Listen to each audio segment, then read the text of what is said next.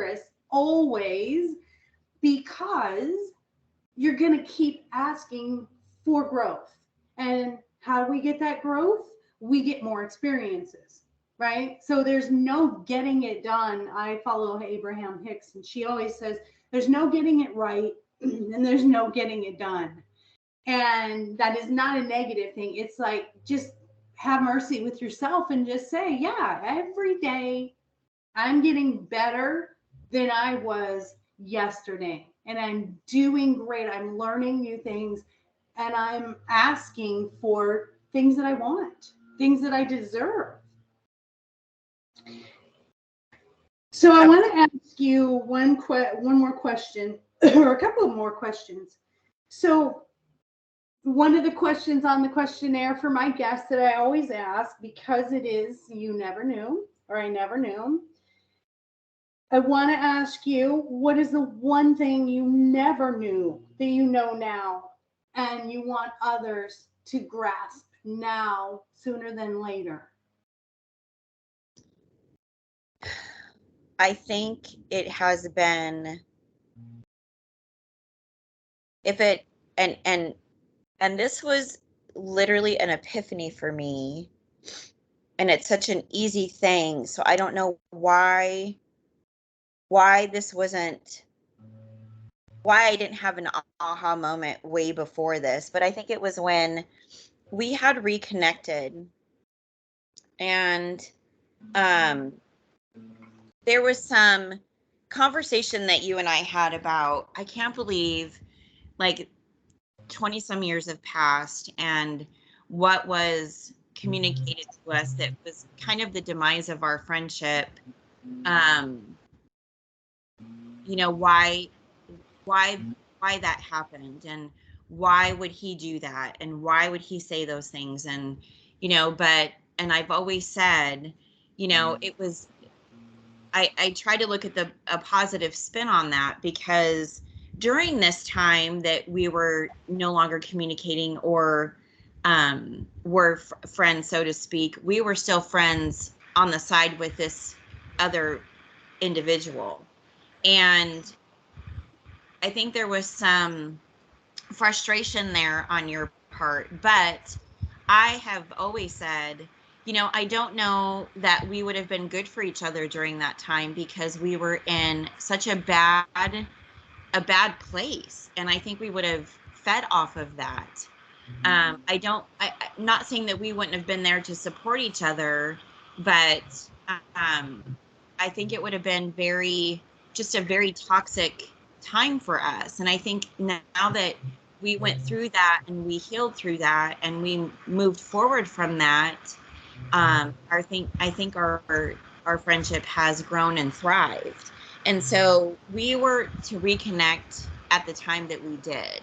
And like you said, it was like no time had passed at all. Our kids got older, and, we're able to share those experiences now in a much healthier place and be that. But during the time that we reconnected, you had said something that was a real epiphany for me. And that was, if it doesn't bring you joy, why bother? Of course, you used much better verbiage, but and so I've always kind of said that to myself, like, if this relationship, or this job, or this whatever it is, this moment isn't bringing me joy, why am I going to participate or invite that in my life? And so I just quit doing that. And I'm 52, and I have a great tribe of people around me, whether it's family, friends, or whatever. And so I'm not looking to reestablish or establish more friendships. If it happens, great. But friendships and relationships are a lot of work. And so I'm really content and happy with where I am. And, I've terminated some friendships and relationships because it's just tumultuous and it doesn't bring me joy. So I think that's been that was a huge epiphany for me, because you kind of feel like when you're in a relationship, whether you've known somebody for a year or you've known somebody for 20 years, if it's not healthy, why are you doing it? It's exhausting. It's emotionally draining. It's exhausting. And then it consumes your thoughts, and you can't fix it. You can't fix it, because during that time, this wasn't something, whatever it is, whoever they are, whatever it is they're going through, you can talk till you're blue in the face, but until they make that decision that I'm not going to do this anymore, or I'm not going to talk about this anymore, or I'm going to move forward from this and heal, it's just exhausting. And I just don't want to spend my time. And it's not because I'm not empathetic. I'm very empathetic to situations, as I've been through them myself. But I don't want to consume my time with it if you're not willing to recognize that and move forward from it. It's kind of it's almost like a virus, it's not wanting to get better and heal. And so, and it's not an easy journey. It's not been an easy journey, and I'm still on the journey. And I have days that are really, really hard. But I think that's kind of, for me, that was my turning point in my life. If it doesn't bring you joy, don't invite it. I love what you just said, all of it, but especially that you said it's like a virus that you keep inviting in, which is so true, because basically our comfort zone is that. And you can be in a comfort zone of all the things that you love, but if you stay in a comfort zone of the things that are not healthy for you, you're going to keep asking for this virus over and over. And I love that you put that verbiage on this. I think that's amazing. Let me ask you, how much impact does self-confidence have in making these turning points and these changes in someone's life? Like, can you not have self-esteem and no self-confidence and still make these changes? Or are you adamant that you have to have these things in order to move forward? I don't know if it's self-confidence, because I struggle with that to this day. However, I think it's saying to yourself, is this what I want to continue to do? Is this how I want to continue to feel? Whether it's a relationship, a friendship, a job, or whatever the case may be. And it's just taking a baby step. I don't want to do this. This doesn't bring me joy. And it's facing a fear, and that's really, really hard to do. But it's facing a fear and saying, would I rather stay in this moment of misery, or would I rather have a small moment of fear and make the next step? And it's facing that fear and making that next step. And I think if you have a good support system, or believe in yourself enough to say, I can get through this. I've been through A, B, and C. This is going to be much easier than what I went through before. But I do think confidence comes with making those steps. And the more you make those steps to get better or heal, the more confident you become. But again, it's, that's something that I continue to struggle with. Do I struggle with it like I did, 10 years ago, or 15 years ago, or 20 years ago, or even just a few years ago? No, I don't. But when I started eliminating those things that would make me question my worth, then I started realizing what my worth was. And so, it's a work in progress. It's not something that happens overnight. It just doesn't. You have to work through work through the journey that you're choosing to take.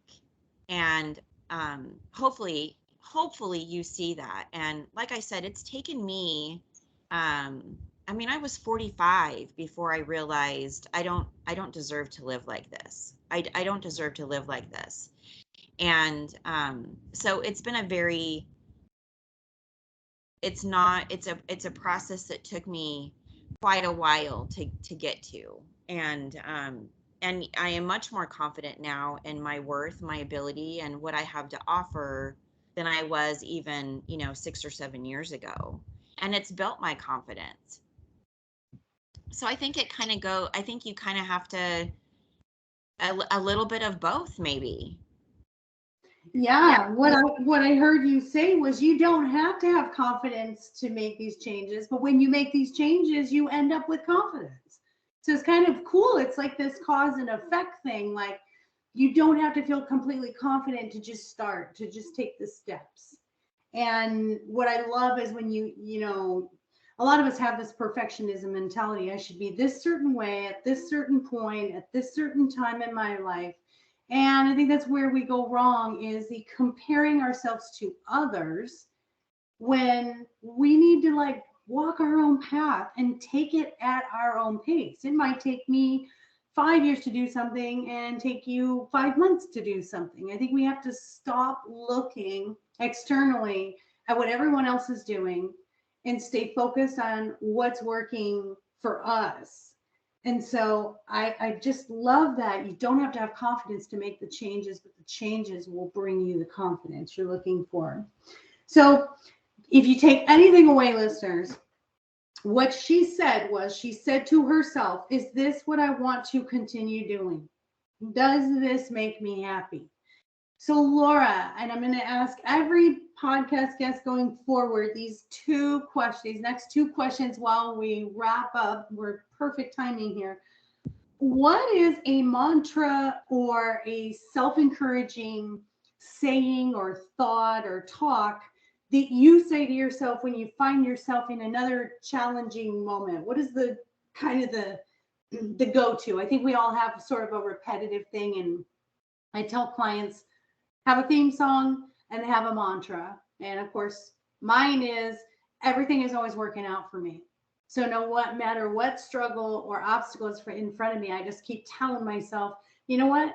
Everything's always working out for you, Maureen. Stop stressing about it.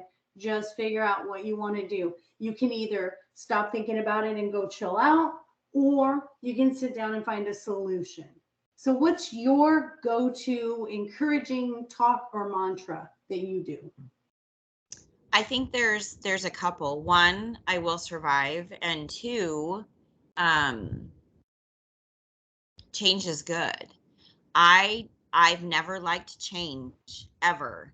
I've not had to experience a lot of change in my life, but every time I've made a change, as scary as it is, because it's very, very scary for me, it's always been very, very good. And so I always tell myself, okay, it's a change and you're terrified, but I've never had a change that did not benefit me somehow in the end. Um, Not saying that change during that process wasn't hard or difficult or scary. It was, but it somehow benefited me and I've grown immensely because of it. And I will survive because I have survived every obstacle that's been thrown at me. Um, and I've come through it, and I've come through it stronger and learning something more about myself. Um, so I would say probably those two things, that I have to remind myself pretty much on a daily. And and like I said, some days are easier than others. So I mean, I'm going through that now. I'm going through some change now, and again, some days are easier than others. But knowing that I'll survive it, I think is gives me peace of mind. I love those. I love those. And if I could take the liberty of saying what you're not saying also is when you say I will survive, it's your way of affirming I've done hard things. I will continue to do hard things. And I love affirmations. It's a form of just saying, stop looking at what you didn't do or what you don't have and start looking at, look what I've done. Look what